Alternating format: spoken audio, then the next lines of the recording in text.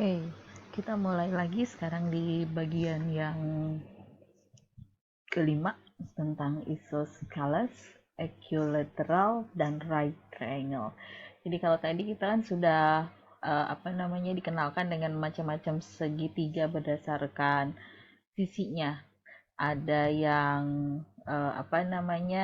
segitiga lancip, ada segitiga yang sama kaki, ada juga segitiga yang siku-siku. Kok lancip sih?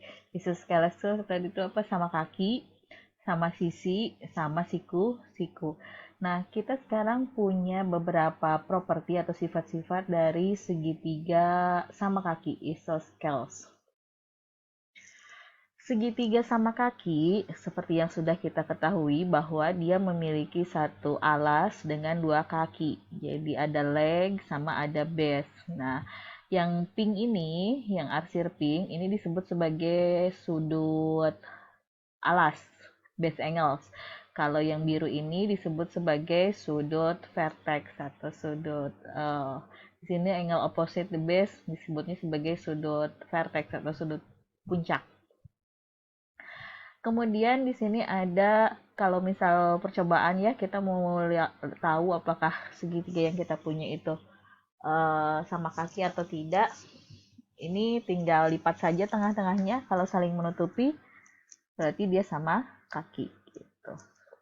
Kemudian ada teorema tentang segitiga sama kaki, teorema 4.6, dikatakan bahwa jika dua sisi dari segitiga itu adalah kongruen, maka sudut yang di hadapan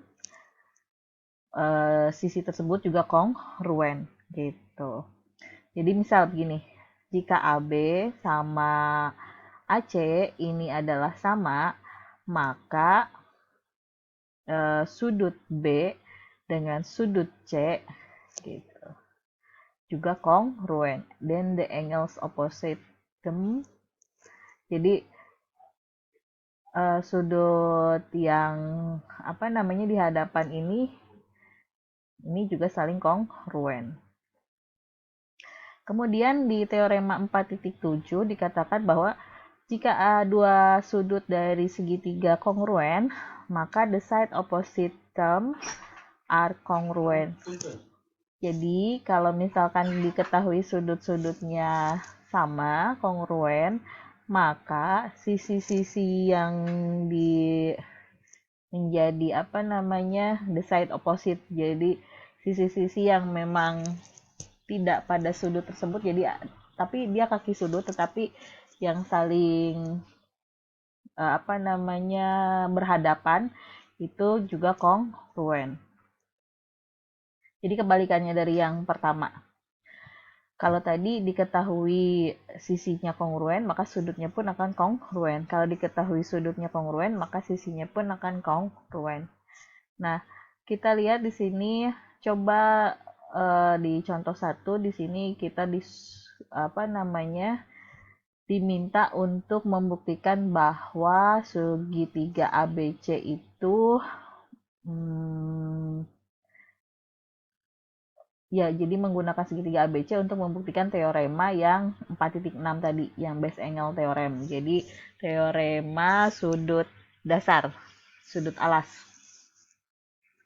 Teorema sudut alas ini kita punya segitiga ABC, tadi sebagai modalnya kita punya segitiga ABC, kemudian diketahui kan di sudut alas itu jika AB kongruen dengan AC, jadi diketahuinya ada segitiga ABC, AB kongruen dengan AC. Kita mau membuktikan bahwa sudut B kongruen dengan sudut C. Di sini kita bisa menggambar sebuah garis bagi pada A, kemudian memotong BC di D. Jadi kita diminta untuk menggambar bisektor sudut CAB, garis bagi sudut gitu ya, CAB yang nanti akan memotong BC di D. Sehingga sudut CAD dengan sudut BAD ini akan sama. Kenapa? Karena tadi kan yang kita tuh lukis itu adalah garis bagi bisektor dari sudut gitu. Kalau sudut ini sama, sisi AD juga sama, berimpit, jadi sisi AD untuk segitiga ADB dengan sisi AD untuk segitiga ADC, ini adalah sisi yang berimpit. Ini berarti ada sisi, sudut, sisi, side, angle, side. Artinya nanti berdasarkan postulat SAS yang side angle side ini, kita bisa mengatakan bahwa segitiga ADB ini kongruen dengan segitiga ADC. Dengan demikian, kalau dia kongruen, maka besar sudut di ADB, di segitiga ADB juga akan sama dengan besar sudut di segitiga ADC. Artinya apa? Sudut B pasti akan sama dengan sudut C. Gitu. Itu pembuktian teorema yang 4.6. Nah, kita punya corollary. Corollary ini jadi akibat dari teorema 4.6. Jadi bisa dikhususkan untuk segitiga sama sisi. Jadi akibat dari teorema 4.6, jika kita punya sisi yang segitiga yang sama sisi, maka si sudutnya pun akan sama gitu. Tadi kan dibilang di teorema base angles atau sudut alas, kalau sisinya sama, sudut alasnya pun sama. Kalau kaki-kakinya sama, panjang, kongruen, maka sudut alasnya pun akan kongruen. Nah, kalau dia segitiganya sama sisi, karena semuanya sama, akibatnya ya, kalau misalnya semua sisinya sama, berarti nanti sudut-sudutnya pun akan sama. Sebaliknya, jadi dari teorema 47 pun dia bisa dibuatkan akibat dari teoremanya. Jadi corollary itu bisa didefinisikan sebagai akibat dari sebuah teorema. Jadi yang corollary teorema 4.7, kalau misalkan segitiganya sama sisi, segitiga ABC memiliki sudut-sudut yang sama, pasti dia merupakan segitiga sama sisi gitu. Nah, ini contoh 2, kita diminta untuk menemukan berapa nilai X, berapa nilai Y. Find the value of X, kemudian find the value of Y. Kita gunakan sifat-sifat yang tadi sudah dipelajari, ada teorema 4.6, 4.7, terus corollary. Kita lihat sekarang. Yang find X. X ini dia berada pada segitiga sama sisi. Nih, lihat. Ada ininya ya. Kalau begitu, berdasarkan corollary 4.6, corollary dari teorema 4.6, besar sudut pada segitiga ini adalah sama. Padahal besar sudut seluruh segitiga triangle sum, jadi seluruh sudut pada segitiga kalau kita jumlahkan itu hasilnya ada 360. Ini besarnya sama, ini X, ini juga pasti X, ini juga pasti X. Sehingga kalau misal X tambah X tambah X jadi 3X itu akan sama dengan 180. Jadi X-nya adalah 60. Sekarang kita lihat untuk yang B. Kita mau menentukan berapa sih sudut Y. Kita lihat nih. Sisi ini bukan akan sama dengan diketahui bahwa sisi di sini sama dengan sisi yang di sini. Berdasarkan teorema 4.6, kalau ada dua sisi, kalau kita punya segitiga dengan dua kaki yang sama, maka sudut-sudut alasnya pun akan sama. Jadi Y di sini akan sama dengan Y di sini. Kemudian sudut ini, tadi kan karena dia segitiga sama sisi, ini 60 besarnya. Sudut yang sebelahnya, karena dia saling berpelurus, ya berarti tinggal 180 dikurangi dengan 60, ini adalah 120.